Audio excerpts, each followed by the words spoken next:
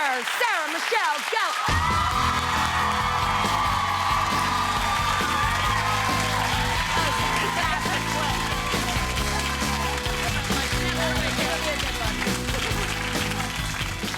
This show is so fantastic. It really is. It's hard to follow sometimes, but it's so exciting. But, you know, it is Fat Tuesday, so I wanted to know, have you guys ever spent time in New Orleans? I have. I love New Orleans. In fact, one of my favorite stories about New Orleans was I was 4 years old, and my mom took me to K. Paul's Kitchen for dinner. Oh, and my it God. was the nicest restaurant I had ever been in at the time. And I remember my mom, well, actually, let me rephrase this. I don't really remember this. My mom loves to tell the story, I think, to embarrass me. And everybody was so fancy. And I turned around and I was like, is this like a library? Why is everyone whispering? And I thought we were supposed to whisper. And then I got very confused because all I remember was there was like 7 forks.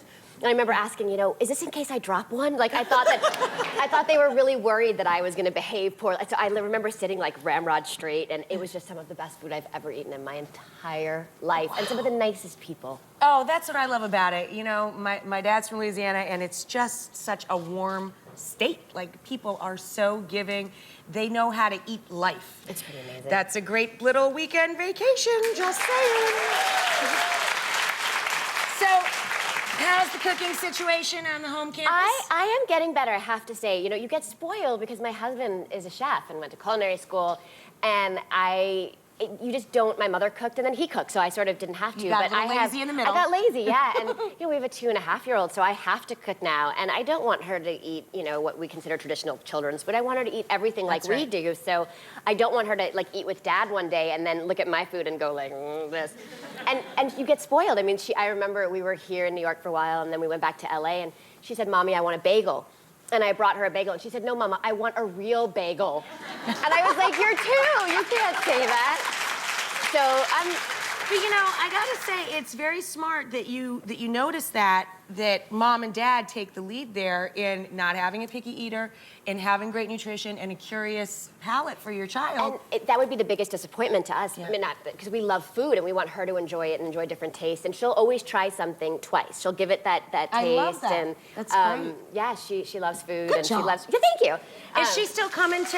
You said you had a little playroom for her at the show. We did. Pottery Barn helped us out, and they were actually now. Of course, our playroom at home is not anywhere near as cool as going to work. So she only wants to go to work with me. So we're doing a new playroom. But I just did this amazing event with Pottery Barn. They work with this foundation that I didn't know about until this event called Operation Baby Shower, and it gives baby showers to military families who Love this. I just got chills. Yeah. I didn't know about this.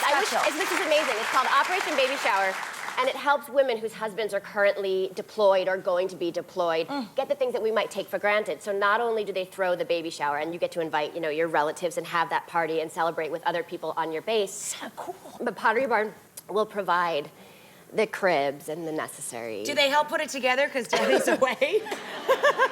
I think that is so amazing. We will put all of the information. Can we put up on our website? That would be wonderful, yeah. Oh, it'd be great. Isn't that exciting? Don't you want to get involved in that? Excuse me. I love Pottery Barn. Cheap and cheerful, and it doesn't look it. Fabulous. So is it easier? You know, the premise of the show is she plays twins, but then sometimes the twins are playing each other. I mean, it's got to be so incredibly complicated to rehearse this show. Is it getting any easier? As I progressively get more tired throughout the season, no. Like right after vacation, I was like, yeah, I got this. And then I get there one day, I'm like, who am I? But in my defense, like I said, I have a 2.5-year-old, so sometimes setting my alarm is difficult for me. So I'm not really the barometer by which you want to judge that. I mean, at the end of the day, who do you think, if you had to pick, who do you think your husband would rather hang out with? Probably the one not trying to kill him at the moment, I would imagine. I would kind of want to rumble in the jungle. I would want a little taste of the Ooh, somebody has a bad side. I do. I like it. I do. You're feisty. I have dreams where I get into bar fights and I win.